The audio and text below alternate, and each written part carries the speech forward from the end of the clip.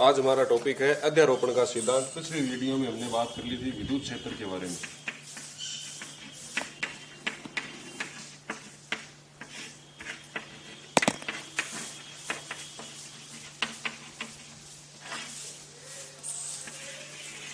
ये सिद्धांत हमें आज पढ़ना है। अध्यारोपण का मतलब है कोई एक अपना परीक्षण आवेश होगा, उस आवेश के ऊपर अन्य आवेशों के द्वारा जो बल लगेगा उसको हमें कैलकुलेट करना है। वो सिद्धांत क्या कहलाता है? अध्यारोपण का सिद्धांत कहलाता है। तो देखिए, मान लेता हूं मैं ये हमारा कोई है,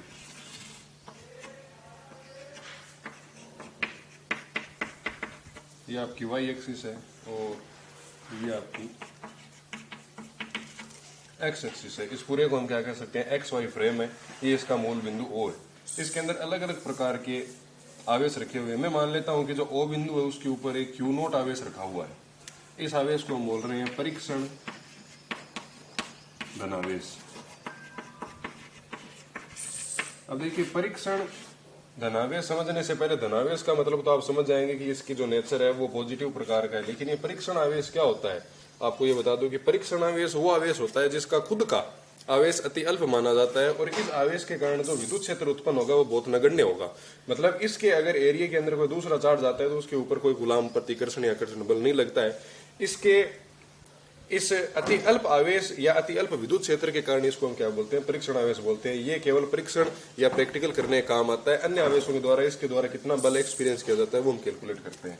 मान लिया यहाँ पर एक आवेश Q1 रखा हुआ है और इन दोनों के जो बीच की डिस्टेंस है इसको हम बोल देते हैं R01। उसके बाद में यहाँ पर एक आवेश Q2 रखा हुआ है। इन दोनों के जो बीच की डिस्टेंस है इसको हम बोल देते हैं R02।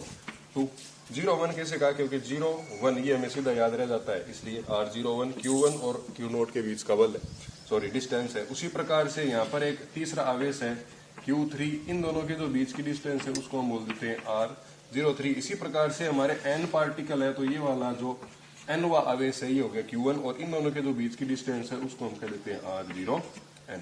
अब चूंकि इन दोनों के बीच में कुछ ना कुछ बल भी कार्य करेगा, जो बल बहुत कम होगा क्योंकि ये परीक्षण आवेश है, तो इन दोनों के बीच के अंदर जो बल लगेगा उसको मैं यहाँ पर नाम दे देता हूँ कि उस बल का नाम होगा F01। 01 का मतलब 0 और 1 के बीच में, 0 और 1 आवेश के बीच में जो बल लग रहे हैं उसको हम बोल रहे हैं F01। इसी प्रकार इस Q0 और इस Q2 के बीच में जो बल लगेगा उसे हम क्या बोल देंगे? F02 बोल देंगे। इसी प्रकार 0 और 3 के बीच में जो बल लगेगा उसे हम क्या बोल देंगे? F03 बोल देंगे। सिमिलरली 0 और n के बीच में जो बल लगेगा उसे आप क्या बोल देंगे? F0n बोल देंगे। अब हमें कैलकुलेट ये करना है कि ये जो Q आवेश है इसके ऊपर टोटल फोर्स कितना लग रहा है वो हम ज्ञात करने वाले हैं।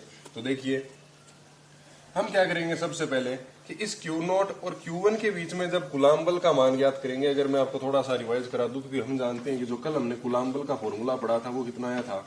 F बराबर 1/4 epsilon not Q1 Q2 upon R square. Q1 Q2 हमने दो आवेश माने थे कि मान लिया यहाँ पर एक आवेश Q1 था और यहाँ पर एक दूसरा आवेश कौन सा था? Q2 था। इन दोनों के बीच की दूरी कितनी थी? R थी। तो इन दोनों के बीच में जो बल लगता था F, उसका फॉर्मूला हम ये देते थे F बराबर 1/4 एप्सिलॉन नॉट Q1 Q2 बटे R स्क्वायर। और ये वाली जो टर्म थी इसकी वैल्यू मैंने आपको MK सिस्टम के अंदर बताई थी, 9 गुणा 10 की पावर 9 न्यूटन मीटर स्क्वायर बटे कूलाम स्क्वायर। और जो सीजीएस सिस्टम होता है उसके अंदर इसकी वैल्यू मैंने कितनी बताई थी आपको?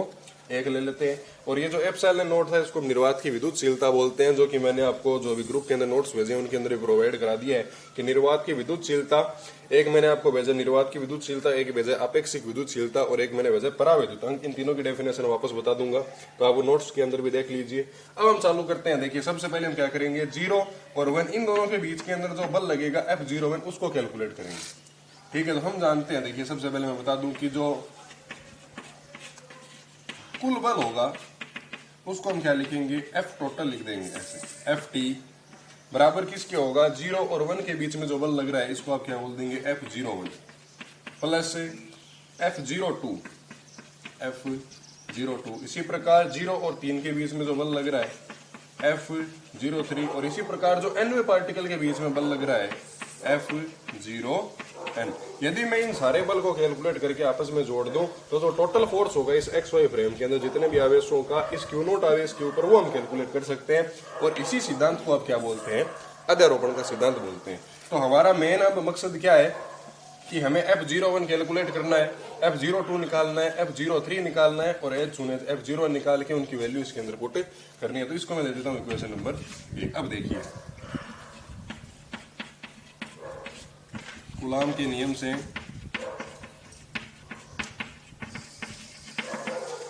F01 इन दोनों के बीच में जो बल लग रहा है उसकी वैल्यू देखिए कैसे निकालेंगे।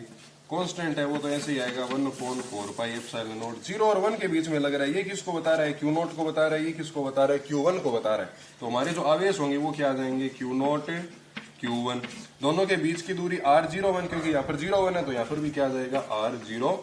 इसको आप इसके अंदर से भी देख सकते हैं। यह आपकी आगे इक्वेशन नंबर 2। हमने एक चीज की वैल्यू निकालनी है। अब हमें क्या निकालना है, F02 निकालना है।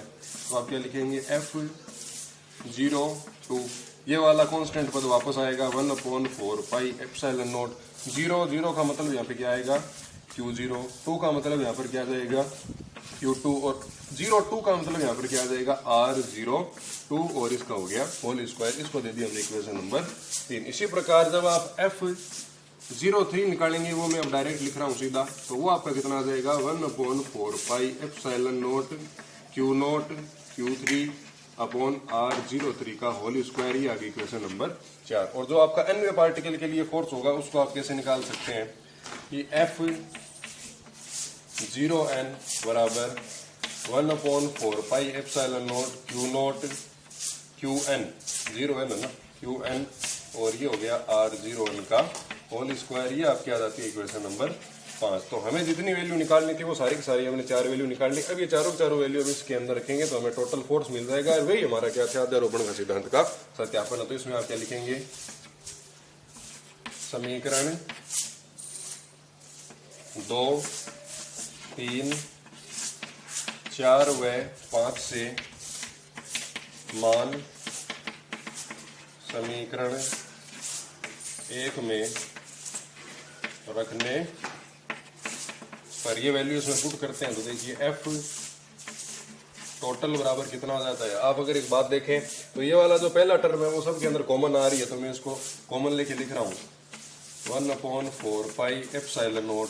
अब आपके पास अंदर देखिए क्या बचा, Q0 Q1, तो यहाँ पर लिख दीजिए Q0 Q1 बट्टे के अंदर क्या आ जाएगा R01 का स्क्वायर प्लस इस वाले पद के अंदर ये चीज रहेगी तो इसको आप कैसे लिख देंगे Q0 Q2 बट्टे R02 का स्क्वायर प्लस ये वाली टर्म इसको ऐसे लिखना है Q0 Q3 बट्टे R03 का स्क्वायर और एच चुने अपनी लास्ट वाली टर्म इसको हम ऐसे लिख देंगे Q0 Q1 बट्टे R01 का स्क्वायर।